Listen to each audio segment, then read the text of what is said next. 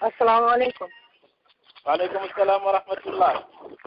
Allah ya bon ko wure mo ide yewtere nden no yetti fof. Haray question ngamon landalangal ko fii ka wono innu fii sirko on fayin wallo ni joni kon tigi inni Allah waɗi sabon e ma ya wallan hunde kaari joni ki Allah wallan haray ɗum ɗon kadi ko sirkugol ka haray ɗum ɗon no nano aywa ko ɗum sakkitide yewtude ɗo innuɗen haray innugol ngol yo Allah waɗi kaari sabu mi heɓude wiya mi heɓa kaari ɗum ɗon sirku ala e ɗum ɗon ko innugol ngol ko barki Allah e ma haray ko ɗon ella on ɗumanni ko noon Allah waɗi kaari sabu haray ɗum ɗon no hawti no yewtire noon ko ɗum karmo ko ɓen suɓani en ɓenni haray ko konngol fewngol ngol noon sabu hara no yaadi kadi e ma e ɗumanni ko okay on no wente law si goɗɗo ko miɗo faala landa goɗɗo question fii salliji haray mbiɗo waawi meɗen okay goɗɗo si par exemple ni jooni salligade a yejjiti wono ka hoore ma hara ma noppi ɗinga a yehi directement ka koyɗe konno on tigi corrigirta ɗum ɗon nam ara salligi keɗe ɗiya partiji fof ha hewti ka noppi ka hoore yejjitaɗo yaha ka koyɗe direct e maki ɗon ara sa anditi haray ko a yimsito direct ka ko a fuɗɗito fof aray ɗon ino winna hay sa salligi keɗo a yahi ha muutoy kay a yi nokkugo ko memaɗe ndiyam ɗan kay a ƴettu ndiyam ɗam memita ɗon kay haray koko handuno memugol okay ka accuɗa ɗon koya waɗu ndiyam ɗam memita ka accuɗa ɗon voilà ɓay haray ɗon aɗa ɗano memude ɗum ɗon bonnata hay hunde okay voilà ko ɗum tawite on jarama albarka bo Allah yoɓon ko ɓuuri moƴƴude Allah yoɓon joddeli jam bisimilla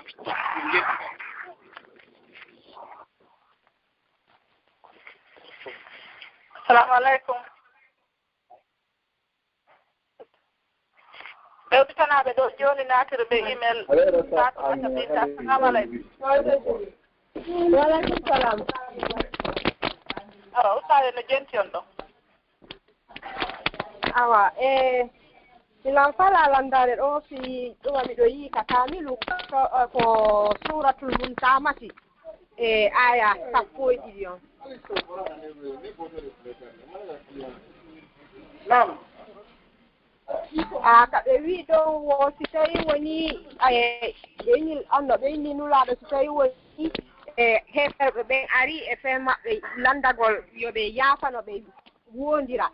si hiɓe wujjata on tigi wujjata o jeynata ono warata kadi ɓiɓɓe makko ɓen ɗo windi kanko parɗo koye français o jinata wo ono o jaɓay ko duwa on tigi jaɓay fiiji ko duwa waɗede ko tawa il va obéir ce qui est convenable wo si tawi wiyama ɗum on tigi wi'i ɗum ɗo yo Allah jaɓu ko on tigi ono ɗumani tuubi ko toranomo Allah joni noon komi woni ɗo ko Mali goɗɗo go sagata men innilan wo on tigi yimɓe ɓen no tuubirde noon ɓe inna wo ko baya wo ko ya yewtawa on tigi wo waɗa juuɗe ma ɓen e hoore juuɗo anno karamo ko ɓen ɓe wowla koko wi woni ɗo ka kamɗum koko janggani on ɗo joni wonti wowla ɗum sa wowli wo ɓe toranoma Allah no wawi wasi a tuubi joni innani a waɗi a wattata hande kadi est ce que ɗum hino dagi ka hande kadi ka goɗɗo yaha tawa karamo kojo o wowla si kadi ono wowla konko windi ka kamilu mi yii ko gonga hino windi ka nder kamilu min koye français mi janggina e arabu ko gonga hino ka nder kamilu mais est ce que hino no dagi ka maintenant waɗire onni lawol ni kanko o yii puisque wo fewndo nulaɗo wo fewndo ko ɓe waɗayno ɗum ɗon ɓe wi'uno joni yimɓe ɓen haysi ɓe déplacati iwgol ha ara tawa ɓe makka ka ɓe woni ɗon wo ko yoɓe wonu ka ɓe woni on tuma woɓɓe goo janggana kuuɓe maɓɓe goo yahay waɗuɓe tuubuɓe sifa ɗum ɗon yahay si yahi ka maɓɓe on tuma ɓen ɗon no wawi tuubude duuɗe maɓɓe est ce que ɗum ɗon hino dagui ko yon explique nan seeɗa mi faamali moƴƴa on jarama Dieng donc raɓɓindinen porte ɓaara yimɓe ɓuyno ka ligne ono fala tuubude si ko bonni kon Allah subahanahu wa taala ko sartiji tuubu biyo no winda laɓɓina poste gogo on ko anniyagol wonde manna onti e waɗata ko boni hande kadi mi fa ɗum ɗo o yittota ko on bonki ɗon hande kadi o fiɓa ɗum ka ɓernde makko e ɓeɗon kedi amma noon innugol jahay ka goɗɗo on toranomo fiyo jaɓu tuubu wiye andite wona on neɗɗo on bonnuɗon ko Allah subahanahu wa taala on ɗon mon bonnuɗon donc hay ka aduna ɗo on jaɓata mi yaha min ɗo goɗɗo mi yaha min na onno yon accanan onno jaɓon accangollan ɗum ka haqqille men ƴettude harana ko windi kon taw kat ɗuma mi yaha ɓe ɗimmo mon ɗon nde mi naato ha no ala mi bantomo banto mi yaha min na hajjen onon miɗo tori yon accanan ko mi banti kon kaari est ce que on jaɓay ɗum onon non alors jaɓata kadi ɓen kadi no haɗ ɓen ndini tuubugol ɓe yilto e Allah sabu kamɓe ɓe wawata yaafagol goɗɗo place Allah subahanahu wa taala goɗɗo noon si bonniɓe kamɓe ɓe wawi yaafagol kono goɗɗo yaafata ko e place Allah subahanahu wa taala hara mbiɗa jetti mi faami mais ɗon wo hina kamɓe yaafotoma hina wano puisque est ce que mbiɗo wawi janngude passage on e français nda ɗinon no jaɓa ko ɗum noon koko ɓe ɗumaɓo si juuɗe ɗen faal ɗon na ko ɓe yahata kon ɓe yeeɓa juuɗe ɗen e hoore o yaw janngana ɓe ko ɗum faal ɗon humpitagol ko puisque ino ɗo accemi janngana o fi on fawmuno gasa ɗon kimi janngi ko jangue français o mais nane c'est bon je comprends ok o inni o prophète les croyantes viennent de se prêter serment d'allégeance et en jurant qu'elles n'associeront rien à Dieu, qu'elles ne voleront pas, qu'elles ne se livreront pas à l'adultère, qu'elles ne tueront pas leurs propres enfants, qu'elles ne commettront pas aucune infamie, ni avec leurs mains, ni avec leurs pieds, et qu'elles obéiront pas, et qu'elles ne désobéiront pas ce qui est convenable. Alors reçois leur serment d'allégeance et implore Dieu pardon pour elles. Dieu est certes pardonneur et très miséricordieux.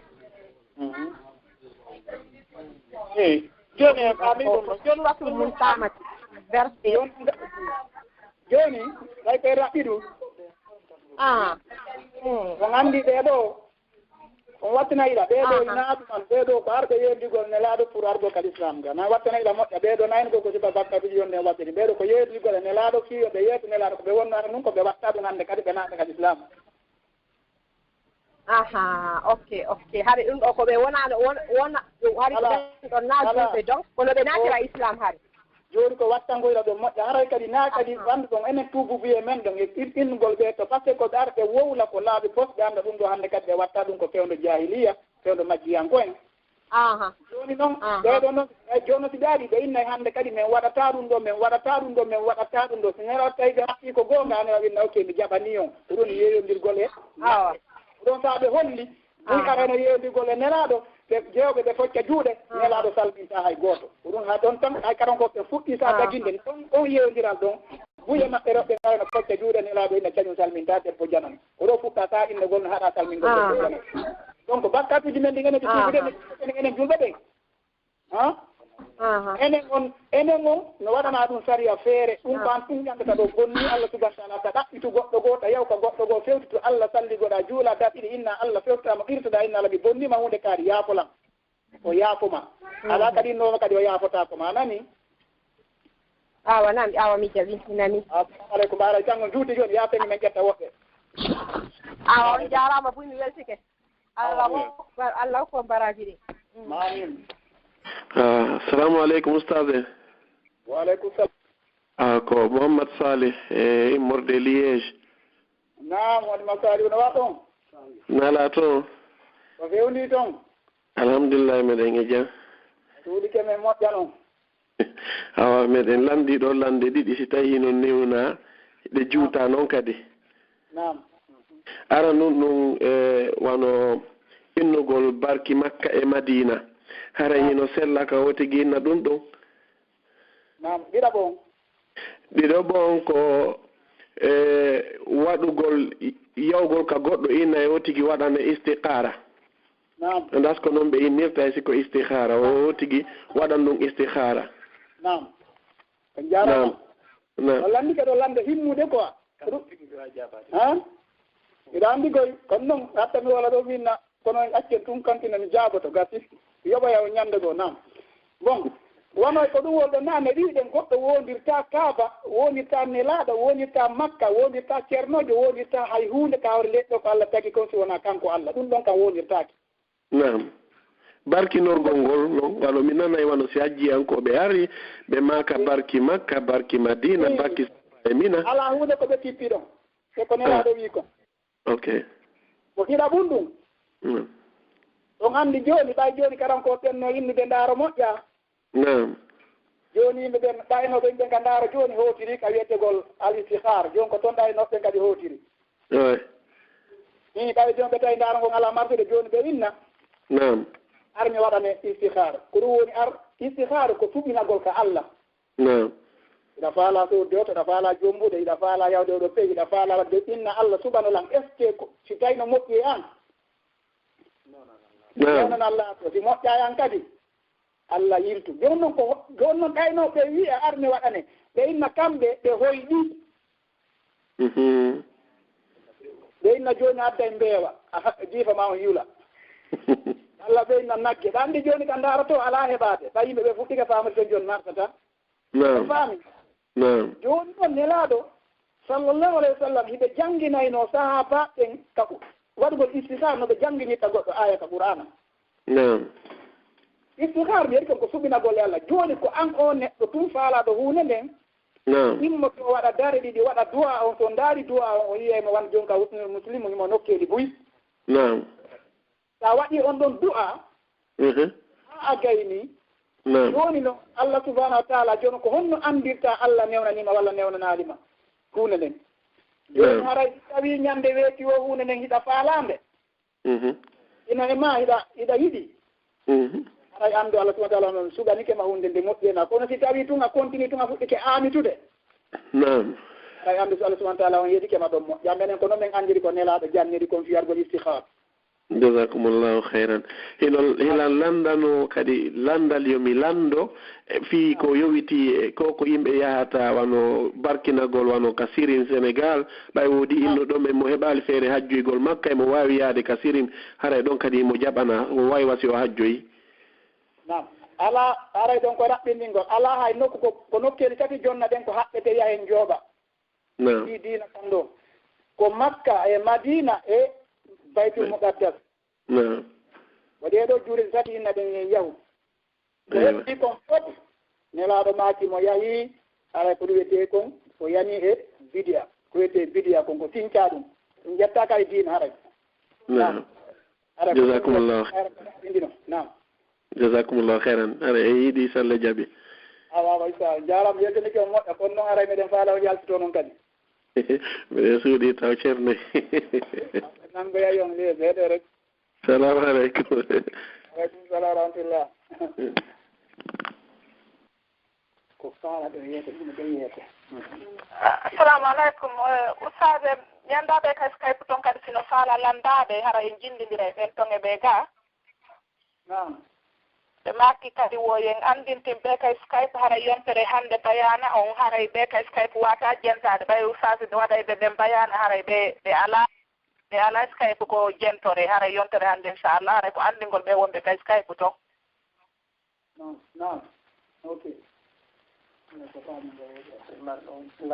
so wawa men yetanade ɓe kay Skype to haray yontere hande ɓe wata natirde Skype haray ɓe contact lawol kisal ɓe tindina ɓe ko honno ɓe natirta ka radio hara naata Skype nam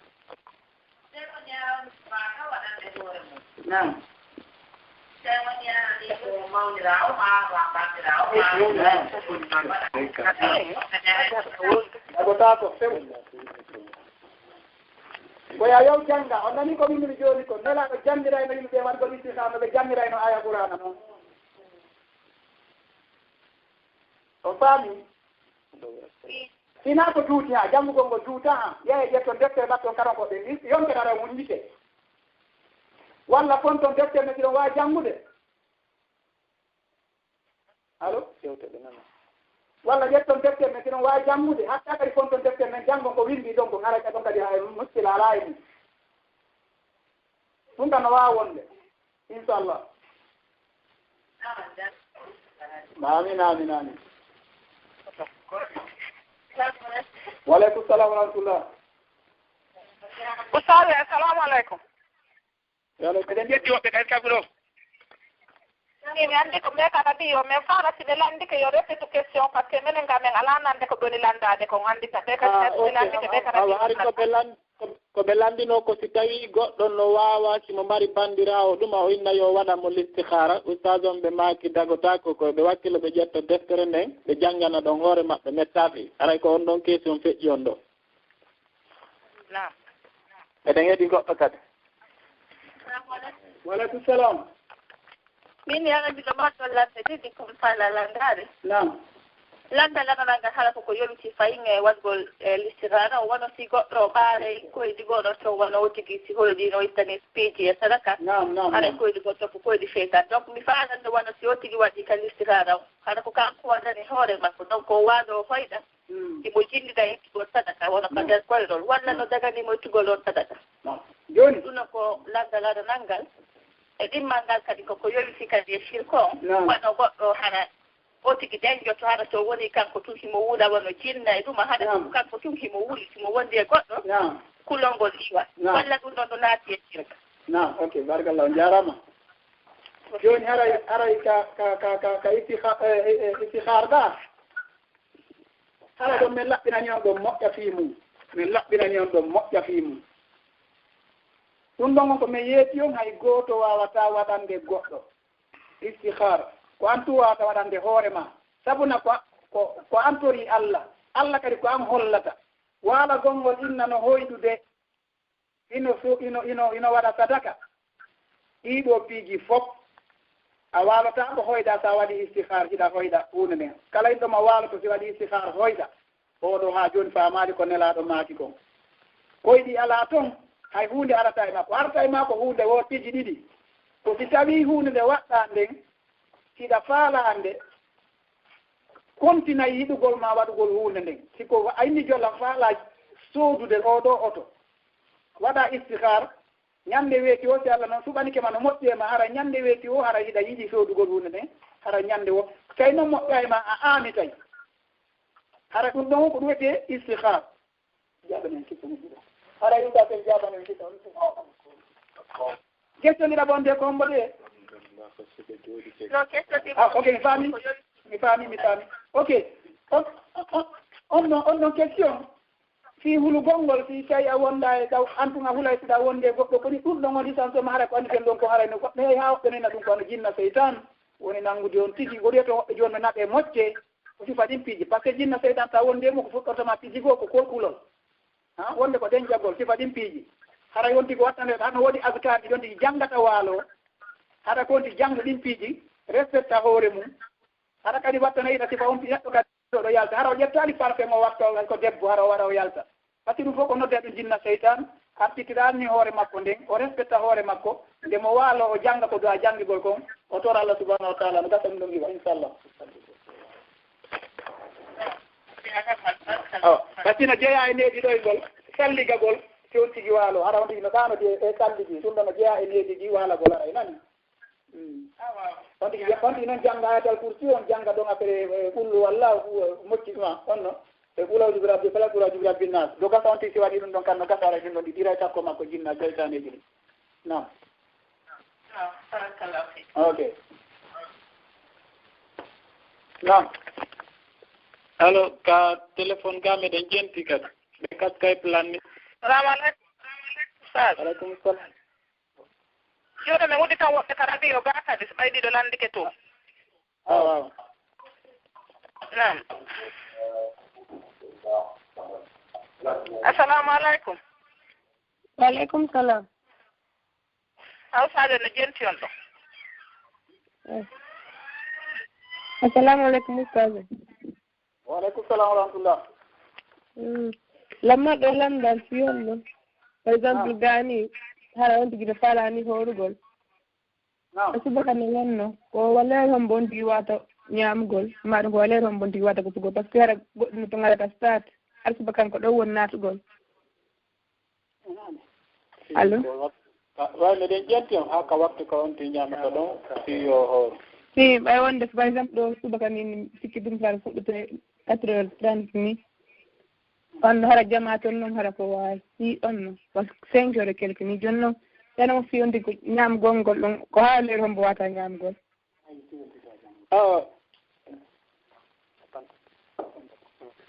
paray sen ƴetti aya Qur'an o hajja en Allah to ɗon ɗo dalanen ka Qur'an kul wasabu hatta yatabayyana lakum al-khayt al-abyad min al-khayt al-aswad inda min al-fajr ɓen hara ñaame yaron haa ɓangana on ciifol danewol ngol e ciifol ɓalewol ngol haa senndondira ɗum noon haray ko ciifum feerete kum ka kam aray ko kun ɗon kadi wonata ko si kum feeri ko kun ɗon wonata sabu yaltugol cuddi mboɗe mboɗeer ndi ɗon anndi mboɗe mboɗeer ndin kandi hooti ɗon ka futuro si arti o ka subaka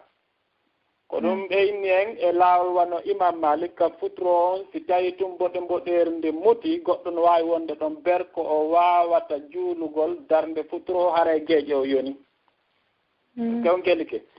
jooni noon kadi ko ɗo ɗum ɗon feeru ko yonti geru ɗon ñaama ɗo yo ɗum ɗon feerde jooni noon si tawi on anndi subaka on ko e 5 heures juulete hara yi ɗon duwa ko fanɗi o accon ko ɓuri fanɗude o geron accon hay si ko tawi ko 25 à 30 minutes hakkunde juulugol subaka ngol e ñaamgol ngol haray ko ɗum ɗo wattonndirɗen ɓay haray gaaɗen waktuuji ɗin no awa ka me en ka salliɓe immoto noddina aranof noddina ɗiɗam noddina tata ɓuru aray ko renugol ɗum ɗon inchallah arayno sustage en kadi no mbaɗi ko ɓe ɓeydita hoore noon ɓe ɓeydita non ɗo are ko ɓeytemi tun ko wona aray ustage en ɓe ma kañi on ɗo ko no woni ko woto tun ata yette jalloɓe no toon ko ɓeyni ɗo garawol danewol e balawol nantigi wadde wadde garaji ɗi wallina ka suudu inna ko tuma e hompitiɗi ɗo o moƴƴa tuma ɗi rawni walla ɗi o yiya ɗo ɗo ɗon yette jalloɓe ɗanndi na ɗum na ɗum ustage on fassita ɗum moƴƴa ɓoy so yahi ɗo ƴette garawol ɓaɗa o wallini o ñaami ha inni joni fa tuma ɗi ɗo feññinani mo ara ɗum ɗo ɗe ngannduɗa e ɗum ɗo moƴƴa hara ko wattanoira ko misal tum ɗum ɗon waɗa ayi hay noon ko yaɗira ɗo fayda ko sakkitira ɓattago ka subaka o ko on ɗon ɓuri moƴƴude baraji sulliɗo ɓattago subaka o hoɓɓeneni ɗon ara ɗa wawi janngude ko yonta ayeje capantati hara koko janngata ayeje capantati tawa subaka o joni ɓenni ɗum ɗo no wawi wonde ara haɗa koya watti wattan tuyla mo enani haɗa ko nori komin jaaɓato awa fi noon dargol ngol on tigui no wawi andugo ko yaasi daroni par exemple dara ɗon ɗum on non yalti Europe ɗo subak mi annda so tawi ko Europe ko walla ka menen ɗo France kam e wontinɗo so yalti din jemma ɗo dargol ɗuma ampuji ɗin jaɓata yi on kam anno ko no fewndi mi annano hane ko ono wontirɗo ko onno ko UK ga mi faami usene UK ono Angleterre UK nam ok aw aray menen français on ɗo to haray wela taafi joni koyo ndaaru leerji ɗin ko ɓe waɗata kon ka mosquée ji ɓay aray en jogii calendrier ji ɗin watta noon yiili ɗon accon hakkunde fuɗɗagol horugol ngol e subaka on geron accon ko fanndi o 30 minutes awo on jarama boy latti baraji ɗum abbak on jarama aray ɓe ka radio ɗo acca heɓɓe woɓɓe no landi men ɗo ka Skype. Salamu alaikum Adja. Wa alaikum salam wa rahmatullahi wa barakatuh. Meɗen heɓi question ka Skype ɗo acce haɓɓe men janngana mon ɗo min ndaara kadi si min wawa jaabagol. Na Musa men jenti yaw. Woɓɓe no landi men ɗo ka Skype ɓe windi ɓenni est ce que harano dago ka goɗɗo ɓorto ha laaɓa poyi salligo. On geli ke? Allo? Nani? Nani? Naam. Voilà. Awa haray ko men innata ɓeeɗo mede wawa innude no dago mede wawa innude noon ko ɓuri e moƴƴude hara makko bawon no surri sen inni dagotako haray en addi en firti salligi on ka longal haray o juulata est ce que on gelike goɗɗo on tini sino lootade longal haray imo salligo ka o lorto ɗon longal haray on salligiɗon no wawi julde fana imo wawi julde alansara imo wawi janngude alquran amma noon si tawi wona ɗon ɗen hara wonti faala naatugol tun salligo haray ɗe yamirimo haray yo surro par ce que haray ɗum no jeeya e teddungal ko l'islam yamiri en no jeeya e ko ɓeynata ousmane karramallahu wajha e allah teddi yeeso makko ɓeyna ousmane seydna ousmane ɓeyni ko ɓeynirta ɗum ko sabu kamɓe ha hande ɓe yaali awra maɓɓon donc haray ko wattangol yiili ɗo moƴƴa si tawi tun naka longal aray iɗen yamiri wonti ay hara coñciɗin no woodi wonti surroti salligo aray ko ɗum si tawi ustage no mari ko ɓeydana en ɓe ɓeydana en ɗon min ɗo en feƴƴude question ngo ala ɗon ko ɓeyden e hunde haray naarete goɗɗo goo kadi ƴette goɗɗo goo ko minen kala ɗiyoga ka ko ɓe ka skay na mbeɗen jenti woɓɓe maaki ɗo wonko fii ka salligi ɗon jooni noon so tawi noon hara ina lootagol lo ngal hara yehi lootagol anndi ka gayni lootade salligoɗaa ɗon ɗum ɗo kadi ko ɓe waɗa coñci tawti salligoɗaa non ko ɗum noon innuɗen sen en innata salligi on sellata kono ko yamondirɗen haray ko yonti surro e yewtataɗo ha inne si tawi goɗɗo no ɓorti ha laaɓi salligi makko on sellata so wonti lanni lootagol si tawi na longal o looti haray ɓe innamo ko teddingol hoore makko teddina diina kan haray mo duwa ɓornade o salligo innetake noon ka o ɓorti ɗon so salligi kara salligi on sella nam i haray allahu taala ala wa alam aɗa min udditande ɓeeɗo aw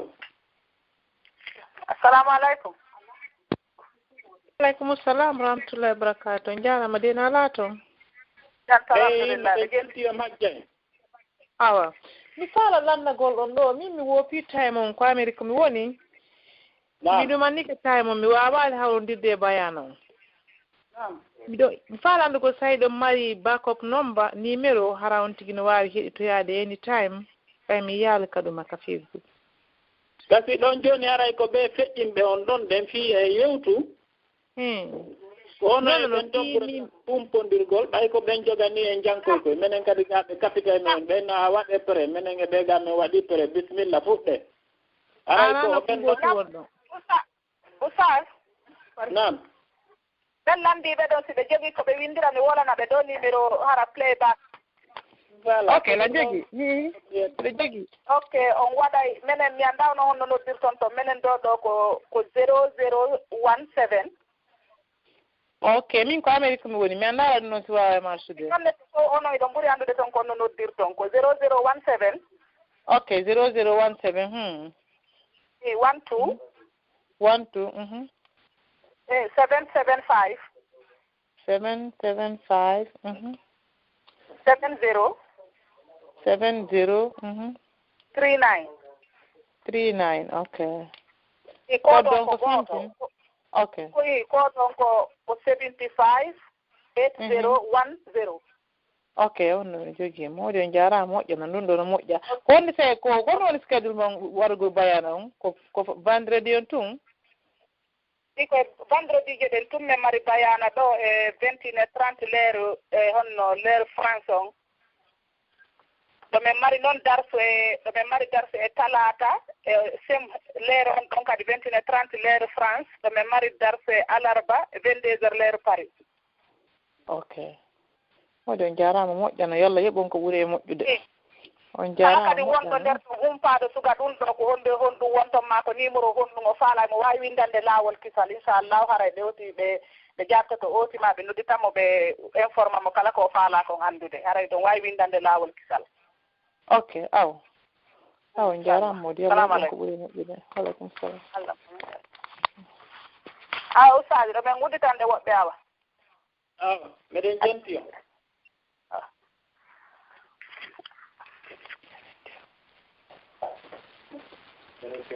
assalamu aleykum ɓe numéro mum sakkitore 7706. Assalamu aleykum. Waaleykum salam. ɗo nandalam. Naam, ɗo ɓe nande ɓeyde to ngon seeɗa. Salamu aleykum rahmatullah.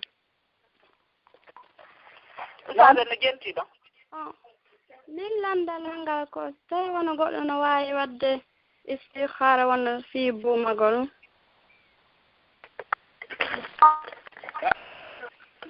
barakallahu. Ngal ɗo landal kadi ko landal moƴƴungal ɓurngal e moƴƴude noon. Naam, kadi wona sampo ñaafe. No mi anndi. Naam. No won time faltiwi wonno sim onti kadi inni waɗa e ma makko ɓen noon hara yiɗa ara ko noon ñaawaɗon ɗon ara ko yontiki waddu ko Allah subhanahu wa ta'ala yammiri kon ka ɗon hara kon ka fii ɗum ɗon gon hara Allah subhanahu wa ta'ala no yeyte en ɗofto mawɓe men ɓen hakkide ɗoftogol ɓe kono noon si tawi ɓe ari yamirgol ɗen ko yedde temmo ɗon haray ɗon alo ɗon nande tan min nan nande mi annda so sasen no nande usaɓe assalamu aleykum. ala habbo ɗon no gasa hara ɓe yalti habbo no gasa ɓe natta e jooni. Assalamu aleykum. Haray waɗunoɓe ɓen question no wawi waɗutude kadi par ce que question ji ɗin hari iwi ɗo jooni sikki usase ɓe yalti ɓe naata e ɗon jooni kala faalaɗo kadi question yo waɗutu star 61 étoile 61. hara kadi bayanaji wonade waɗede ɗin ɗo fof si ɗi lanniɗo ɗi wattoyte kadi ka YouTube laawol kisal hara yimɓe ɓen kan no wawi yahude ndaaroya ɗon kadi ka YouTube laawol kisal inchallah haray bayanaji ɗin no ɗon joni aray waɗunoɓe star 61 ɓen yoɓe waɗutu kadi ɓayi hari nane foppuye kono arti kadi inchallah haray ɗen jetti suusasi ɓe natte e joni gogon ko anniyagol ngol on ti anniyo ko longal woni lootade o fuɗɗora ka wuddu makko o loota haa ka koppi ɓayi ko haray ko hakkunde ɗon nden ko wona ko lootanede taw woni taw hara ɗon no moddi seeɗa lootira ɗum noon simo faala ndiyan e sabunde ɓay enen ka wonnen ɗo ko wuɗutugol pompi on tun loota ɗon ndiyan e sabunde haa gayna jonti gayni o anniyo joni himo lootade longal janaba o simo faala o salligora no salligorte noon haa lutta lootugol koyɗe ɗen o yeeɓa juuɗe makko ɗen o ɓuɓɓina hoore makko nden o jisi jasanno haa timma laabi tati o loota sengo makko ñaamo ngon haa fewndo ka keeci o yilto o loota sengo nano ngon haa fewndo ka keeci o yilto ka sengo ñaamo o loota haa ka koppi o yilto kadi ka sengo nano o loota haa ka koppi o yilto ka sengo ñaamo o ƴetta ka koppi ɗon haa o hewta ley o arta kadi ka sengo nano o loota ɗon haa hewta ley ka koyɗe ley haray ton longal ngal ɗon no waawa innede ngal timmi hay karama koɓe goo no inni en wonde manna si tawi tun on ti anniike haa anniye on timmi tis hay si tawi ko e diidere o puuni haray longal ngal selli joni noon haray ko raɓɓiɗi kon e fii lootagol longal ngal haray ɗum ɗo no jeeya e ko laɓɓiɗi kono haray anni haray konnguɗi buy no joli e mum hara hiɓe yamiri loototoɗo longal ngal koyo anniyo hiɓe yamirimo koyo yirgu ɓanndu makko ndu hiɓe yamirimo kadi hara koyo yacco hara na yo lootu teral gootal o wona haa ngal yora so o yiltitono ngoya fii yo annde wonde manna ara e ndiyan ɗan huttiti ɓanndu ndun fof haray so tawi oustage no mari ko ɓeyta ɗo ko raɓɓiɗi kon fii ka longal haray noon o salligi ko lottolol ngal on si tawi noon kadi o memiti awra makko on haray on ɗon salligi juulata wagutu haray fof salligol goɗɗo mo kon ɗon kon ɓeyta assalamu aleykum wa rahmatullah waleykum salam sala miɗine heɓino précision sewɗa non o si tawi ara ko en fait no woodi ɗo somna ɗon ɓe lottanade longal fi suuma e on ko ɗum haray waaji ɗon ɓen ɗo longal fi suuma no naatude joni wonen très clair lootante ɗi longal no woodi kadi ɗon memmina woodi noon ko longal ngal on ti hoyɗi ma on ti yiidi e gendo mum aray ɗum ɗon ko longal ngal ngal lootante amma noon on ti no waawi anniyagol yaha looto kadi ara ko wanno fii naatugol suuma e on ti looto haa laaɓa anniyo wonde manna no lootade e longal mais no lootade kan laɓɓintino fi habbagol suumaye o aray noon so tawi oustage on no waawi ko ɓeyta ɗon aray ɗo waawi ɓeytude aray musiɓe aray min komi ɓeytata ɗon lootanagol fi suumaye ko ɓuri hanndude sa ko fittugol ɓernde nden itta taw piiji ɗi nder ton ko ɗum woni habbagol suumaye no woni ko suumaye lootante arana innugol hibbugol ndiyan ɗan ta hibbike ɗo ndiyan a yahi tawi suumaye ma on Allah subahana taala ko yeeti kon haaja kay buy ko acciti ndiyan yarugol acciti ñaamete ara koye ɗum jeeyaɗa hara jaɗa ko lootannoɗa ndiyan ɗan ɗum ndiyan hay huunde hay fuusi yo Allah subahana tawi ma annu e moƴƴo ina tuubi rutti Allah subahana taala ina deesidi moodi ana kay ruttata koye bakkatuji ɗin ina deesidi moodi suumayonga hoorema no haana hoorirede noon ɗum innaka ɗo il faut tigi looto longal il faut tigi waɗa ɗum ɗo are ɗum ɗo mi yetto assalamu aleykum wa rahmatullah onon ka radio toon lamdi men ɗo question o ara juulugol o waɓu tuyeteɗo wallu ha kanangue ɓantiɗon aray ko on ɗum ɗon woni ko fandora joni ara usage no jaɓanaɗe nam aray juurugol wallu ha o aray ɗen konta no jeeya e sunna aray noon ko naaka nangue fuɗata ɗo harangue fuɗi enen déjà mawɓen no holliri en noon si innama wallu o harangue ɓantike nga heeɓi wano ko fanndi o cogone ɗiɗi kaɗen cogone ɗiɗi woni ɗon ɗen haray ko ɗon waktu wallu ha o woni on waktu kadi himo juule e mum iidi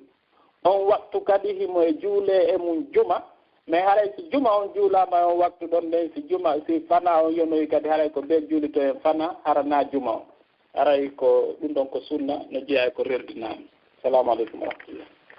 awa onon ka radio toon haray siɗo mari question meɗen habbi assalamu aleykum aleykum salam waleykum salam wa rahmatullahi hade ko onon naane wonno ka ligne si coupine nam ok ayɓe jenti on ɗo ko fii ɗuma honno fii tawntini wawi wadde istihara fii buuba gongol ɗum ɗum ok a jarama ko gonga ma ɓe jarama mi yeggituno question o hari hannde hari ɗuma on coupi nam haray istihara waɗatake istihara ko dewal Allah buy noon no torompi ngoɗo sengo ɓe fokkita makka ɓe aɗa istihara ɗum ɗon waɗatake ka dewal Allah istihara wattake on faami ɗum ɗon innugol accuma aɗa istihara simi juula accuma aɗa istihara simi ɗumanno mu hattami aɗa ɗum ɗon on waɗatake ɗum ɗon koko Allah yamiri directement ya waɗu ko Allah yamirima directement ko farilla kon ya waɗu kon ɗum ɗon wattake istihara ka dewal Allah hara ko ɗon komi yetto nam jazakallahu khayran e ariɗo landino nane kadi fi buumagol ngol hakkude mo ono e mawɓenne nam e oustage on ari ɓe jaabike on capantati on ɗum ɗon ko dewal Allah hiɓe inne la ta'ata li makhluqin fi ma'siyati al-khaliq goɗɗo doftotta ko neɗɗo tagaɗo e dow yettugol kañum Allah subhanahu wa ta'ala taguɗo on joni noon nde tawde noon mawɓe men ɓen no hitti e hoore men Allah to ɗon ko yamiri en koyen hulumo rewenmo ɗoftoɗenmo ɗigganen yumma e ben joni aray miɗo faala onon kadi yo waɗi ko innete kon hikma ñeeñal wano iɓe innen kadi udu ila sabili rabbika bil hikmati wal maw'izati l hasana goɗɗo sino faala wadde da'awa ko ñeeñal o yarata arana yon sino bimbi inno bon nene ma baba min on karamo koye yeetikelan nu hanki min simi tiggota komi buumata ko fof hara e waynodiri joni miɗo faala yon ardanɓe étape ha sakkitorum hara ɓe jaɓana yon fuɗɗora noon ɓe tiggagol ha moƴƴa fuɗɗora noon ɓe needi keldude yewton ɓe ha neɓata ɓenna minen ɓiɓɓe amen ɓe fof ko kaarijo ɓurani men par ce que mo softi men neɓata kala ko yewtuɗon ɓe wo ɓe wawa jaɓirde inchallah ɓay haray ko julɓe haray on waɗira e dow yaaron doy hara on jaɓaali nde ono e maɓɓe hiɗon tiggo hara on lanci few hara ko deron hara ko ɗum ɗo wonoyta derniére solution mais hara o rewi e laawi buy haray ustage en noon ɓe yewti en ko yewtte koye mum haray assalamu aleykum wa rahmatullah allahu taala ala wala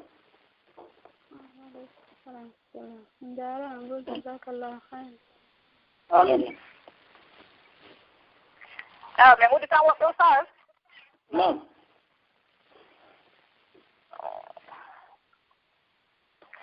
assalamu aleykum aleykum salam ok ustage no jenti on ɗo assalamu aleykum ustage on jarama jarama eyi ma wala tan on jarama moodi jarama ɗo wallina moƴƴo yallah yoɓirno moƴƴiri amin min miɗo ardana ɗo miɗo mari ɗo question ji ɗiɗi. Naam. Premiére question on ko si ko mawɓe men ɗum yahata ziyara kon. Naam. Mawɓe yahay ka meɗen ziyara heede Sénégal fof.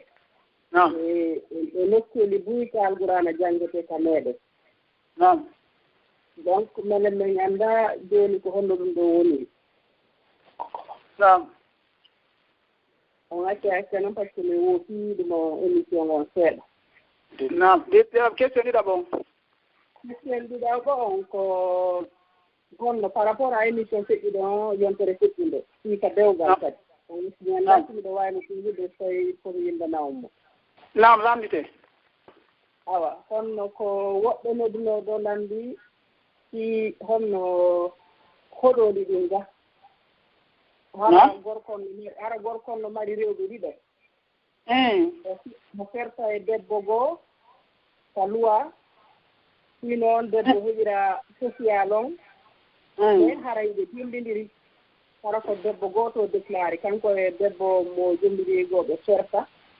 on ɗon hara si o heɓira social on mais haray ɓe jombidiri on no ngal ɗogal maɓɓe ɗuɗe wayi non ok joni to mon jarama en naɓa question minen fuɗɗotonan ka dewgal hajja en mi anndi noon tuma kala ko woɓɓe doddoto nulo mi annda ɓe nuloɓe so ɓe gerataɓe hen ɗo numéro on tigi hara minen maɓɓe goɗɗum ɓe ladito soɓe fino min ɓurta famirde si heɓugol ɗo sonnaɓe ɗiɗo accita goɗɗo e ka laamu fino paykoy koye heɓira ɗuma on wonda e oya mais hara ɓe fof hiɓe wondi ka dewgal aray ɗum ɗon no harmi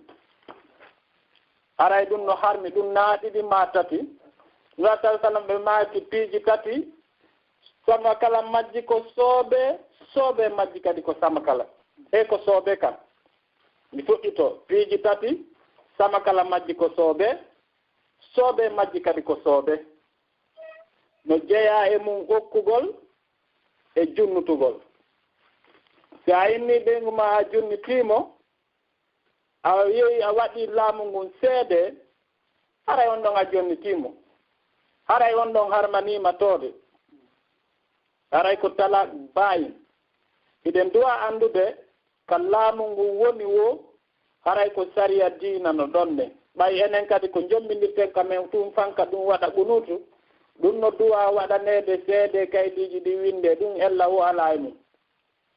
a waɗi ɗon kadi ko janfa e mum woni e mum neɗɗo julɗo duwaka wonde fenande ko ɗum addi ha enen e portoɓɓen ɗo fayda en hutodirino hiɗen inni koyen julɓe yo kono golle men nen ko na golle julɓe la nuti l'islam illa sura musawwaha en ngala jonnude l'islam sena mbaaɗi bonde julɗo mo fottuɗa e mum wonno suuɗi ɗo julɗo mo fottuɗa e mum ɗo wonno seedi e ɓeygu ma no mari yimɓe rewɓe tatu nayo julɗo mo fottuɗa e mum ɗo wo o wujjay o kansay ka o gollata toon donc haray ɗen duwa wattande yiili si laamu ngun ko wawma senditude e ɓeygu ma o dagitanoma woko charte goto hara ammara dépense o laamu ngu winna bon men ƴatti ɓeygu ma provisoirement par ce que ala dépense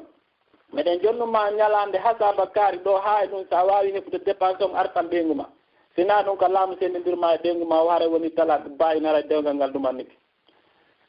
amma no question ɗiɗa bon fi jiyaraji ɗin e acce wakkilo ɗen jangge hara yimɓe men daynale ziyara juuragol ustage ɓe makino ɗo inni la tasuddu rihal illa fi salatati masajid nura sa sallam ɓe yamiren goɗɗo fawata pawlum mum yaha juuragol sina juulirɗe tati juulirɗe ɗen aranere nden ko suudu kaaba hormanten ɗum ɗiɗaɓere ɗum ko suudu e honno ko juulirde maɓɓe nde madinatul munawwara tati on ko baytul miqdas wonde nden jérusalem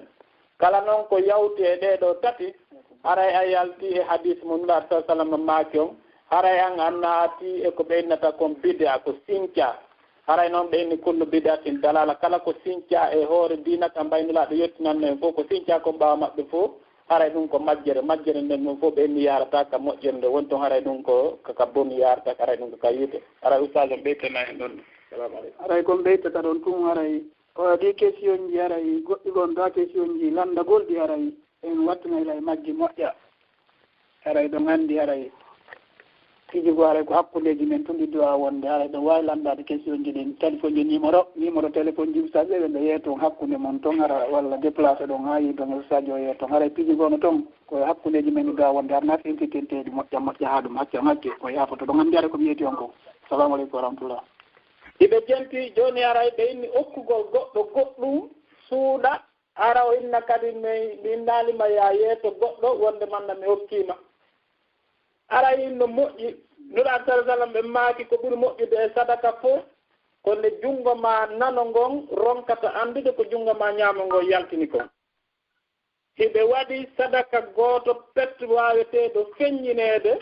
fii yo yimɓe ɓen anndu kaari itti sadaka hara jooni no mooɓondira wano fii darnugol juulirde ma fii yahugol fewndo maɓɓe no jihaadi ɓe inna jooni haray meɗen faalaa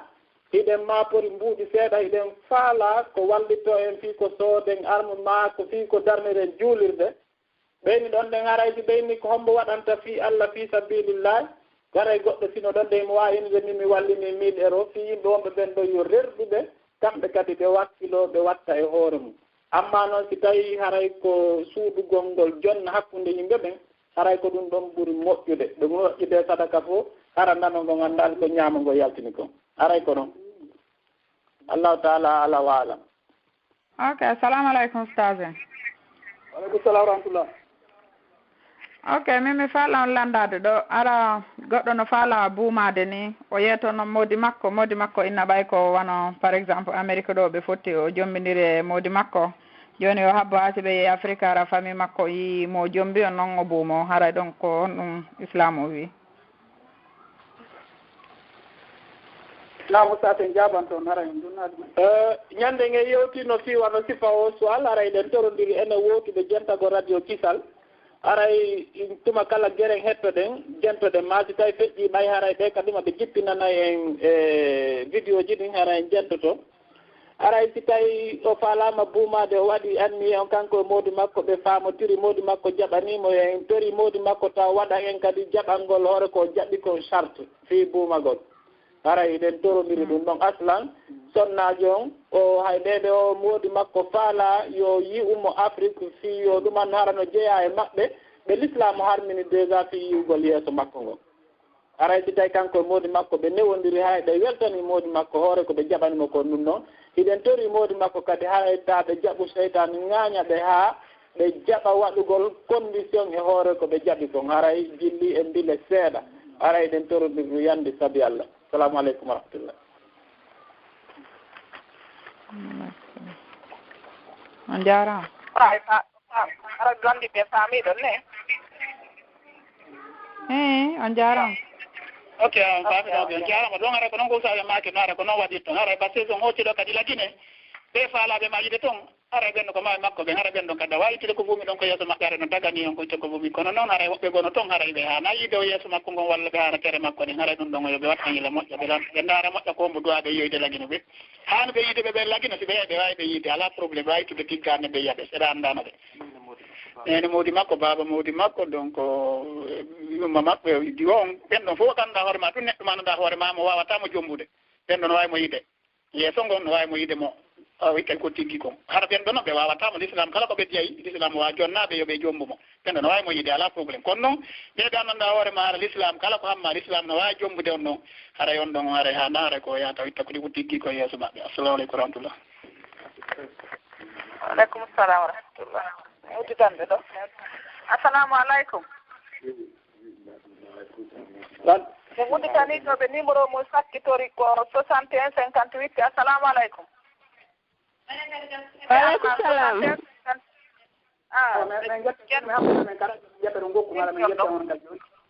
on jarama en jarama Dieng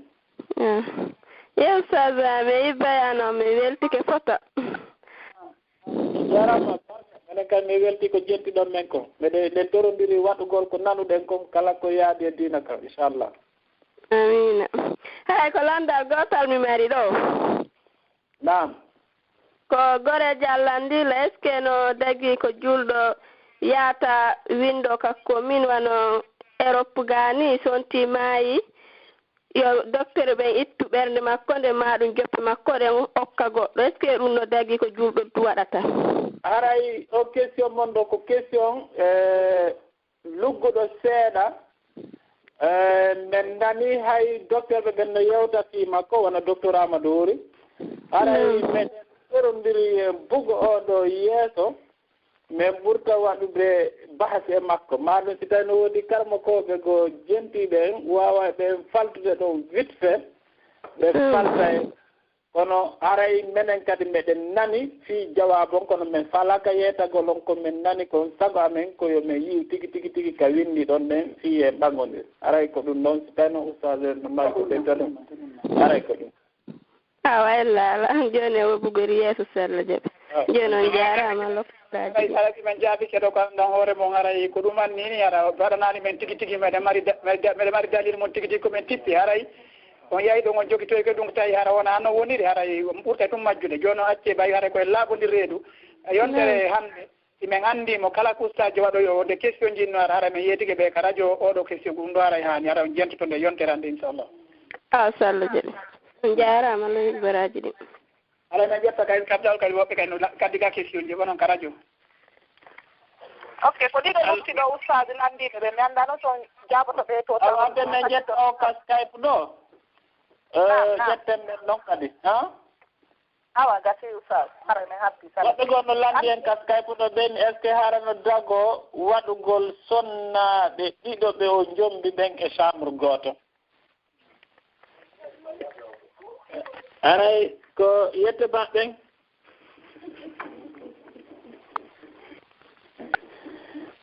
donc haray ɗo hiɗen faala en natanay sualon jaaboɗenmo e tumbo simi inni jaaboɗenmo e tumbo haray fuɗɗoren taw télé makko nanniɗi kon e ko nanniɗi kon taw chambre goto no faaɗani jongallejo mo rewɓe ɗiɗo haray enen jongalleɓe hiɗen torondiri l'islam on no yanani en jombugol nayo kono haray l'islam on no yanani en kadi ɓen nayoɓe ɓe jombindirten e mum hara kala no mari ka wona hara ɓittaki haray ko ɗum ɗon ɓuri haanude wonugol ngol noon haɓɓetake ɓe fof ɓe wawi wonde e suudu woturu si tawi koye saare wotere wonɗon hiɗa wawi hoɗinde goɗɗoɗa si tawi woni wawata o wawata heɓude chambre ji nayyi ma tati ka nder galle mon nder ton ne haray ko ɗum ɗon e ɓuri e haanude amma noon sen yaari ka hadis haray nura sallah sallam ɓe maaki no harmani debbo ko o racontata goɗɗo yetoto debbo ɗimmojo makko ko feƴƴata hakkunde makko e moodi makko joni noon si tawi woni kelle fiyeɓe ɗiɗo no hafi chambre goto wanomo 20 métres ma 30 métres ma 40 métres danɗe ɗiɗi no woni toon moodi gundo wata marsude ɗon nde haray hiɗen torondiri kañum enen worɓe ɓen ara en darali tun ko aya on wi ko janggen on ɗon o salen yahugol applica condition ji ɗin hiɗa wawi jombude rewɓe ɗiɗo si tawi woni ko chambre goto marɗa ɗo hiɗa mari chambre go nokkugo ma hiɗa hoodi e saare go hiɗa wawi waɗande ɓe tour oya wonira toon oya wona ɗo ɓay wona obligatoirement be an e maɓɓe wonɗo nokku gotum tun wona woɓɓe no janganilan hakkino honnamin hayso 50 min wujide ko wonde man no hoɗino sonnaɓe mon ɓe nokku ka hoɗunon noon e mangguinay o aya ɗo ko won yewtude ko fi sonnajo wonde e edda période d'attente donc haray ustage en ɓeyditana en ɗon seeɗa inchallah ɗo en feccide nokku on feccen noon joni daren kadi woɓɓe goo kadi ha ƴette woɗɗo kadi ko noon woniri ɗon non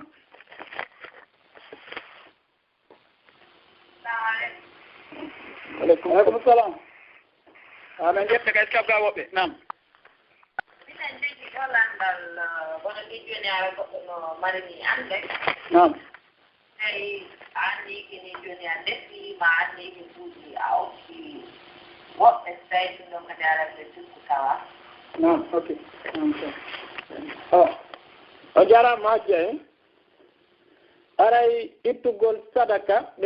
ɓe mi anda si ɓe ka radio nani question o ko ɓe inni si tawi woni goɗɗo anniki o defi ma o hokkitiri mbuuɗi si tawi ɗum ɗon kadi no jeeya e shirk donc miɗo ɓuri tamƴinaade ustage ɓen ko yewti en naane aray no ɓangi e jilla pusɗon nden haray koye watta yiili moƴƴa bani adama no duwa ittude sadaka ara ko yo immo itta e fondo makko o itta sadaka hara wona yo habbo événement ma o habbo ko goɗɗo yamirtamo yo ittu sadaka haray ko fii ɗum ɗo wonɓe yewtude amma noon ñammingol miskinɗo ɓen e ƴettugol mbuuɗi okkora miskinɗo ɓen goɗɗo landotako ɗum ɗon sino moƴƴi ɓeyni men ɗon ɓay defte ɗen no ɗuuɗi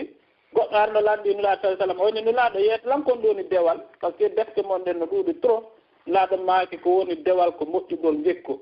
ɓeyni noon kala ko yuuma ka ɓernde ma fillin ni añuɗa yo yimɓe ɓen anndire ɗum anndu koko boni donc ittugol sadaka ɗum ɗon ara si on ti itti sadaka hara hay so nayi o wowlu kono hara yimo welti ka ɓernde intérieurement wonde manna miɗo itti sadaka ñammin miskin ma miɗo itti mbuuɗi okki miskin konko weltoto ka ɓernde makko ɗum ɗum ɗon holli wonde manna ko moƴƴi salamu aleykum aɗa koye ɓeytata aɗa mi yayi joni ko harani tan e anniye ma o nam sabu ande ma nden waɗirɗa nam ɗum ko ɗum ɗo waɗi so tawino waɗilan jibiliɗi seeɗa so tawara ɗum ɗon kam koye sirkuta holli joni ɗamal ɗo ande kono Europe ɗo enne daari ala kayɗi ma ɗum ana debbo ni yaha dafalaji jiɗade woni yaha heɓali wono exemple falinti nam ɗum ɗon hara tange ko ɗum ɗon woni andriye ma on tigi waɗɗa ngu anniɗa gokkuɗa gonɗo ma defuɗa noon ɗa jama ɗon anndi wano joni nokkeeɗi goo no woodi waɗi si karama ken wolani on ɗo ɗon anndi nokkeeɗi goo no woodi hara ko woɓɓe yawɗon ɓe ndaaroy ɓe na on tigi defu ñammina woɓɓe ok joni ko sadaka itti ɗon in ɗon moodi vraiment moodi ko annde mon heɓuɗon annde moodi ɗum ɗon haray ala probléme ha hunde kono noon si tawi on yiya woɓɓe goo yeytoyi on son waɗi ɗum ɗo katam kay ndin walla ɗuma haray ɗum ɗon haray moƴƴa ɗum ɗon nam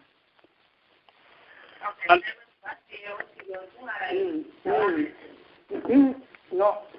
wona komin ñon kon hara on yiya woɓɓe goo ndaara noon inni joni ko ɗum ɗo waɗa toon siye ɗon kaydi ñammine voilà ok par ce que ko ɗum laɓɓina e moƴƴa so tawi ɗum ɗon moodi awa nam ɗum ɗon fof ɗum ɗum fof probléme ala ɗum ɗon haray vraiment haray ɗon ɗum ɗon ko anndi ala probléme ɗum ɗon inchallah a jeen ɗo yon yahude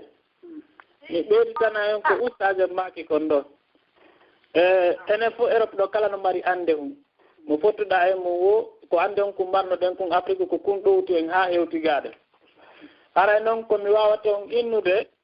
fidelemma kala ko yowodiri e ko bani adama faala ka aduna ɗo o mara ɓuri waɗugol darɗe ɗiɗi jemma fewta Allah subhanahu wa taala e Allah to ɗon dalani en ka Qur'an wa man yattaqillaha yaj'al lahu makhraja wa yarzuquhu min haythu la yahtasib wa man yatawakkal ala llahi fa huwa hasbuh ko aya Qur'an ɓenni kala hurɗo Allah waɗana mo yaltirgal o heɓay tun solution probléme ji makko ɗi o artikay mo kadi nokku ka o sikkano ara noon iɗen ɓuri tamƴinade enen artike on ko naɓirten ɗum fof fayda ko ɓuri konko e matériel on anda ara cellal ngal no ɓuri ɗum fop donc haray e wattana yiili hara enen Allah subahanahu wa taala hiɗe weldi hiɗe wadde ko yiiɗi o yarli haray sen torike mo hiɗe wawa torade mo ko toriɗen mo kon jaabo haray andali no jaabi fi on ɗum hara kanko kaw faalaɗo yo jaabirano en koko nafirta en aduna e laakara haray ko ɗum ɗon mari kon ɓeydi assalamu aleykum on faamiɗo maɓɓa joni nayi ok awa wakkilore nge Allah ok waleykum salam mi dagi sonnajo ko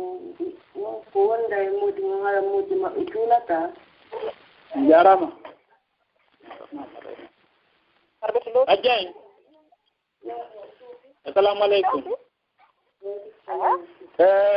woɓɓe landi ɗo wo est ce que goɗɗo no wawi wondude e moodi mo hara moodi makko juulata mi yeytoɓe ka radio nam hara ɓeɗen jaaɓaɗe question o ka raɓɓuɗugol dagotako si tawi moodi mon o yamiriɓe ɓe juulu ɓe juulali fana ɓe juulali alansara ɓe juulali futuro hara onon kadi on jori ɗo ronkuɓe juulata pet haray onon e ɓenɗon on seedi haray sabu ɓenɗon wona julɓe ko innata neɗɗo julɗo ko juulugol ngol si goɗɗo julɗo kaw acciti juulugol wo haray o gontaka hannde kadi julɗo haray on noon ko kefere konta haray onon on ɗon ko on seeduɓe haray ɗum ko lutti wo ko waɗugol hollita mawɓe wonde manna mi geri mi ronko moodi a yo juulu haray ɗon koye men seedu haray ɗon kay ko wattangol wili hara jiwɓe jentiɓe en ɓen ɓe jaɓaali profitugol de l'occasion ɓe inna jooni min moodi an juulata hara kamɓe tugi ɓe jeeya yetta baɗmin haray ko wattangol yili ɗon kadi haray ko ɗum mari kon ɓe ko solo ɓe tamtiniɓe nani nam assalamu aleykum jarama awa jarama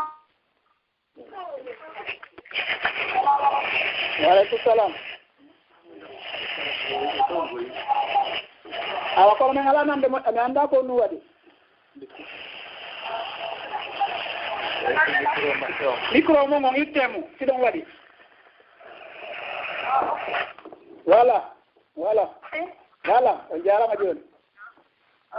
min lambar ɗon lande komi lambe taw nam lamde ɗo on tigi heɓa ɗi ande hara no woodi ko moɓodire ɗo jange hara ko jangete ɓurani ma ko pottete ni hara ɗo ko fi Allah nam ɗon ɗon on tigiri defata hamete yaha nodda aaden gooto nam ina hara hino mari adde hara no nirdiɓe ɗon so ƴaari si tawi hara ɓe juuli ɗuma ma ɗum ɗo si ɓe nafiki hara ɓe tora hara yo on tigi wallugol Allah wallugol noon tigi toro Allah hara no mari ande o si tawi ɗum ɗo so tagima hara sidagaji ustade yewten joni ngo on question ustade yewtiɗo joni kadi ɓe yewtiɗo joni question mum mi annda suga yara on jentinomo e junngo goɗɗo ngo joni ustade waɗɗirtaneɓe moƴƴere ɓe faamay a jeey may hara ko question réponse joni on anndi ka woɓɓe mogondirta ka ɓe mogondira ɓe jannga ɓura noon kono ɗum ɗoni janngude ɗon ɓura noon ko fiifinagol darsuji ka hiɓe mari association hara ko janngoɓe wano groupe association janngoɓe suratu yasin non wona ɗum ɗon hade ko rawɓe ndi ko jaggata ni hade ko waɗɗu ɗon wona e 16 ɗi ha 18 heures ni ɓe jamna e rewɓe ɓen donc noon haɗi debbo on no tawa e mum juuli kono ɓe aray ɗum dimbi ila 11 heures ila 10 heures ɗon ɓe aray ɗum ila 11 heures ɓe jannata tay koye ha waɗo 15 heures 30 ni roɓɓe kadi ɓuɗɗo yo 16 heures ha 18 heures ni woɓɓe kadi aray ɓe hoota hay ko maɓɓe haray toujours ɓe jooɗɗi ɓe ɗiɓe kippude ɗum ɗon en famatiri ono leltude ɓe soƴƴaade are kadi toroɓe mbaɗoyoa en famatiri ajjay joni ko naɓa toon kon soƴƴar ndin yimɓe ɓen soƴƴa ɗum ɗon tun no wondanen e baraji ara toro toon Allah nayon jaɓ wattitugol baraji mon ɗi e ko ɓuuri e jaasude ko on ɗum e ɓuuri e jaasugol ko yowagol e ɓen noon waɗa ko felliti wonde manna ɓen noon ɓe torike Allah jaabinayi ko ɗoni contorade ɗum no jeeya e jaasingol baraji onon ko wonnon fof waɗude e seɗon gelaɗe surut no sartiji no woodi fi jaabagol sadaka kono meɗen ɓuri tanninade menen pari ɗo meɗen mari mawdu men eɓe laawol kisal ɓen ko yowodiri fi sadaka meɗen ɓuri tanninade ñande ɗum ɗon waɗa o nan ɗon fi yewtere pari ɗo haray on ɓurta e jentagol moƴƴa sabu ɗum ko darde hoolanaɗo ɓe naati e mum ɗum amma noon neldugol yimɓe janngatɓe ngal ɓurano haray ɗum ɗon ɓeɗe yamiro yo waɗu ɗum souvent surtout ɓe hotata ka suudu haray karama koɓɓen ko nafoto kon ɗon ɓen haray ɗum ɗon ɗum ko baraji molnaɗe taw on jaɓu takkidirgol ɗin baraji noon e goɗɗum ko faalɗon no gasa hara ko ɗum woni ittutugol e ɗuma cikkulum wattita e ñale ma ƴettugol ka ñale wattita e cikkulum est ce que on jolike haray ko ɗum torondirde yandi sabi Allah haray o jarama albarka komi innata kon ko nelduton ko mbeyati ɓe ñaami tun ɓe duwoto ɓe namoodi ɓe adduɓe ɗo yo Allah waɗi barke maɓɓe ɗum ɗon tun ñamɗo ɗo won duwoto inna alhamdulillah haray yondinore ɗum ɗo hara on jaɓaali naɓudugol ñiiri mon ni e condition haray so naɓidi e condition haray haray miɗo hulitta o faɗɗo baraji gooɗi duwanno ɗo heɓude ɓurɗi ɗiɗi faalano ɗon haray ko ɗum mari komi yetto meɗen jenti o min wano ni haade kadi ko fii ɗo cotisation fii juulirde nam joni ɓe inna ɓe fottoɓe ko sal ɗon fof haray komo beeyo windu happat ko waawi de simum ko harɓe fa no fa ɗuma zilo wonɓe ɓen ɗon no faala juulirde joni noon ɓe kamɓe fottoɓe ko samɗo kala joni ɓe tawi joni jamayo ittu ala jaɓude ittude ɓe inna mo beeyo wowlu ko jelu waawi ittude e nder hitande nden ɗoni suuma e on daraaɓe joni noon on tigi happa itta haa gayna ara ɗon ɓeyna kadi on tigi yo happitoy joni noon on tigi happitata inna okke joni kañum no faala suuɗade ittara ko Allah woni waɗande wona yimɓe ɓen joni noon Allah arti koye on tigi ɗon tigi ƴetta ɗin mbuuɗi naɓa jonnoya inneteɓe ɓen ɓeyna joni kala heɓuɗo ko ɓeeɗon jonnete joni noon on tigi yaha hawrodira e ɓen ɗon nodda ɓe feere jonna ɓe mbuɗɗi inna okke joni yo woni hakkude ɓe ɓe inna o wawata wonde hakkude men hara yimɓe goo no jooɗi ko nder ɗon kadi kono ɓen ɗon koko wona ko saloni ɓe jooɗi ɓe yawtan ɓe hiwro ɓe inna waray kaarijo no addi ɗum mbuɗi fii juulide ɓe joni no haray woni kon ɓe woni kon fiiɗuno ɓe nda waray tuɓa ɗen ɓeyde weltano ɗan mo haray menen ara ɗon gondi yo ɗoɓɓe haray kañum faala koye ɓerde wowla fii kono ɓe in kamɓe haltina ɗum on ɓe laara ko ɓe jonna on nam on jarama usta kon jaabike joni question on no moƴƴiri mi annda toon jettinamo mi ɓeynaki sadaka no woodi sadaka okketeɗo suuɗe ko ɓuri moƴƴude sadaka ko sadaka okkaɗo suuɗa kono ɓeyno toon sadaka kadi moƴƴuɗara ko fenninteɗo wona o sadaka mo ɓen ɗon maaki ko jonnugol softede yimɓe ɓen siino nokkure nden heɓo in on ɗon naawinori e puis kadi ko aadi num onon ɓe fof maɓɓe dandi adduɗa addaɓe ni o winday bon si kayta ɓe wola winde mon ɗen kadi ha hewtoyi ɗen ton inna e mani addal par ce que mi nana winde makko ɓe kande suusata wiide on addal on jonnino ɓe ɗon anndin il faut ɓe yettoɓe kadi on addi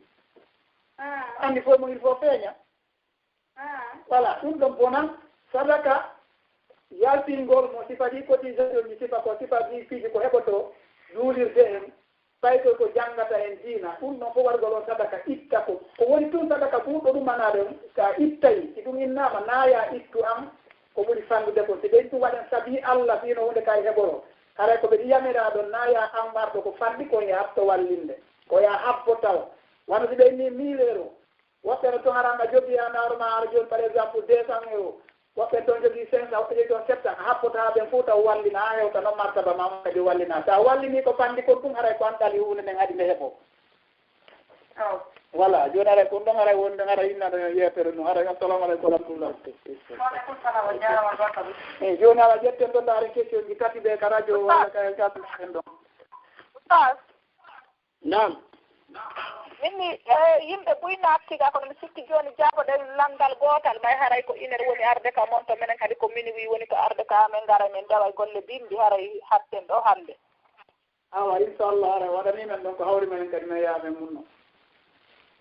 i joni langudditande ɗo gooto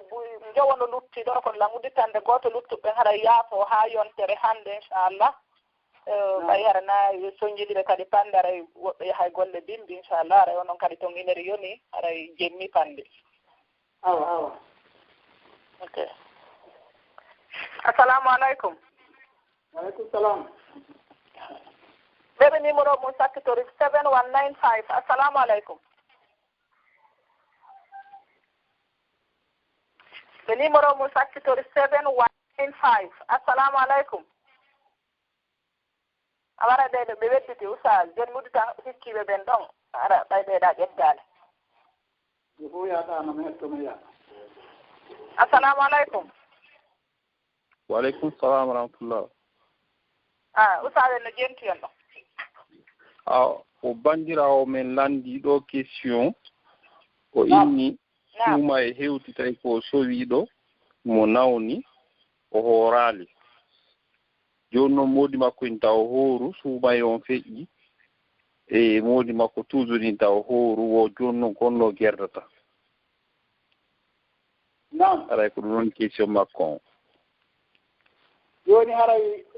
ko ɓuri ko mannade ɗo joni haray ko moodi makko inni yo taw hooru walla ko woni o hattana hooru gongol ko ɗum taw mi ronku famude tawi joni nawnade no nanggimo o hattana joni mo hattani hooru gongol nam awa ko ɗum min yeeti on naane ko so ɓe yette jallojo naane min woliti fa mum haray haray ɗon anndi mi yeriki on ɗo naane o nani question ngoo haray ko inna hay usate yewtien ɗo naane hay alsada no yeyten hara ko yumma men e baabe meɗen yamiri en ko yeddeten Allah subahana taala wata en ɗoftomo ɗon anndi suumay koko farli si tawi woni ko nawnaare nden nanngimo docteur ɓe ɓen inni nawnaare nden nde iwata ɗon haray mo waawi etude si ɓe innoyi nawnaare nden no tañƴina nden ko nde ndikkoya on tigi haray habbotaaki ndikki no tomonti ko wata on to manti yoɓude si suuma e tawti ɗon kadi goɗɗo goo mo wawi yoɓoyde eta haray oɗo on haray moodi makko yo accu ko watta ko hakkitamo o hoora si o jaɓaali hoorugol yo hooru suuma e makko par ce que na moodi makko rondoyto ɗum o yandu kanko rondoyto yo hooru suuma e makko on taw tewto moodi makko haray ko ɗum men yeetoto on nam assalamu aleykum warahmatullah jarama Buy nam namu sa jooɗi sikkande hatten ɗo hannde nam haray wonɓe ɓeyaane torike yaafuye ɓen ɗon yo habbu haa yontere hannde inchallah Allah ɗo ɓeeɗo mi anndat mi uditanay ɓeeɗo kamɓe adino naatude kono ɓe yaltude sowno kala mi sikki connexion maɓɓe on hara woni kelɗa chaque fois mi yaɓe naatay ɓe yaltay ɓe haɓɓi ɓe lanndota ɓe muttana ɓen ɗon tun jooni so a wiya fe awa jaren ɗon assalamu aleykum ɓe naatiri ɓe email Fatima Diallo assalamu aleykum waaleykum salam wa rahmatullah on jarama nde ala to usaden no jempi on ɗon aywa assalamu aleykum waaleykum salam wa rahmatullah on jarama ustaden ala to alhamdulillah ɓey nguura nden eyi alhamdulillah o weltanama ɓuy moodi albarka Allah ɓeydu sifam on ɗuɗude amina amina on kaɗon jarama noon heɗitiɓe men ɓe yo Allah wawden golicirde boyeɗen ko amina donc haray ko lande ɗiɗi woni komin mari ɗo nam aranal ngal si mi nanayi ɓeynna si goɗɗo hoyɗi ñaamete haray si o fini ko yo ittu sifa on ñaamete ɗon sadaka yalli ɗum ɗon haray hino dago ɗimmun ɗum si debbo woni jombaɗo tawi hara moodi makko yiiɗa o yewtida e bandiraɓe makko worɓe ɓen masalan wano ɓiɓɓe kawraɓe makko ma ɓiɓɓe bappiraɓe makko sifa ɗum ɗon quoi haray ko honno woni ñawre ɗum ɗon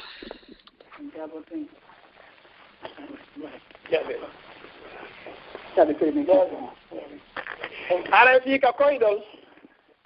nam haray anndi yetto jalloɓe ko ɗum anndi aray hunde nde aray ko ɗum ɓe faalano ñaamude kiikiɗe ɓe ronkiɓude ko wasi ɓe hoyɗi ɗum jemma aray sifa ɗin koyɗi ɗon hoydugol sifa ɗin piijiɗo yettoma sa immiki koye ittu sadaka on ɗon ɗum ɗum fof aray ɗum ɗon wala koyɗi ɗin nelarta sama yeɗi ken koyɗi ɗin sa hoyɗi ko moƴƴi aray ɗum ɗon hiɗa wawi fillitanade goɗɗo kono sa hoyɗi koyɗi ara ko hulɓiniɗi ko ya deƴƴu haray na wiika sadakaji fiiɗa hoyɗi ɗo koyɗol walla fi hiɗa ɗumanni ɗo ɗum ɗon fof ala hunde ko yowiti koyɗi ɗin e jonna ɗen ko firowo koyɗi ko neɗɗo goto enen annduɗen ko annabi Yusuf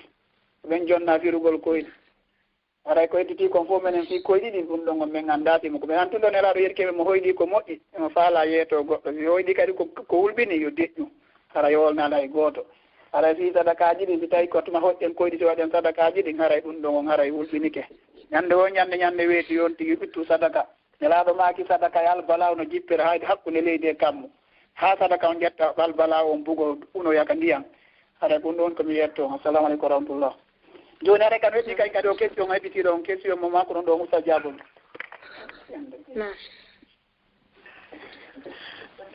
naam ko yimɓe mi annda mi famani moƴƴa si tawi ko bandiraɓe makko kanko debbo on ma si tawi ko bandiraɓe moodi makko ko ɗo woni mi famani moƴƴa ko bandiraɓe makko kanko debbo on ɓiɓɓe kawiraɓe makko ma ɓiɓɓe bappiraɓe makko ma ɗum moodiɓɓe jaajiraɓe makko sifa wano ɗum ɗon moodiɓɓe jaajiraɓe makko ɓen yaltinen ɓen ɗon toon taw e homɓe kadi ko ɗum ɗon tum awa en yaltini ɗum ɗa tungo moodiɓɓe jaajiraɓe makko ɓen en yaltinay ɓen ɗon ɓen ɗon na daganiɓe mo ɓen ɗon si tawi moodi makko inni imo faala yo ruuɗo e maɓɓe emo waawi ruuɗaade e maɓɓe hara ɓe weddondiraali ɓe campondiraali kono hara ɗen tori moodi makko kadi yo accu fii jokkere en nanɗan sora hakkunde maɓɓe si ɓe fotti e jam assalamu aleykum hajjan hiɗon e jam haran toro ɗen moodi makko kadi hara o sattino naal ɗum amma noon banndiraaɓe makko ɓen ɓe daganaakimo ɓen fii dewgal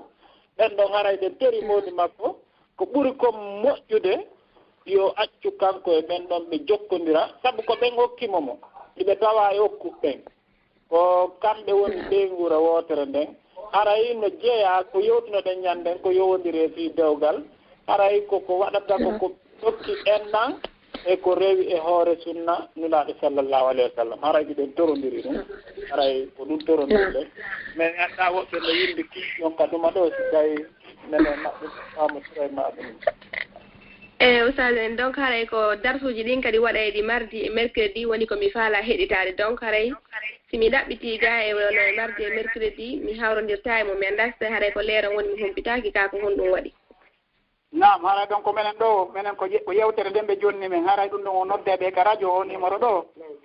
laawol kisal ɓen ɗon ɓe yetton ko no darsuji ɗi gonɗi waɗiri to menen ɗo ɓe nodde men tummen waɗa yewtere nani awa jarama shukran jasakumullahu khairan assalamu aleykum Fatima assalamu aleykum aleykum salam wa aleykum salam wa rahmatullah darsuji ɗin mardi e mercredi darsuji ko onto wonɗa ko Égypte mi woni Égypte darsuji ɗin e mardi ko 21h30 l'heure Paris darsuji kadi e mercredi ko 22h l'heure Paris 22h ok donc ɗo kadi haray ko free conférence ɗo woni komi ɗaɓɓitata mi haray ko oɗo natirta no natirɗa ni ka bayana ko noon kadi natirta ɗon ok inchallah biidnillah mardi e 21h30 mercredi e 22h inchallah ok haray jaara sawen joni haray haadi ɗo haray ɓe heddiɓe ɗo yande haray sabi Allah eɓe yaafo ha yontere hannde inchallah haray ɗon wawi waɗande en duwaji ɗin haray hatten ɗo hannde inchallah haray mi inchallah wacce haray ɗo yo ustade waɗa en ɗo duwa on e ɓe jaadunoɗen question wonnane fi hoɗi gor sonnaɗen ɗiɗo e nder suudu woturu ɓenni ɓe nanali kaka Skype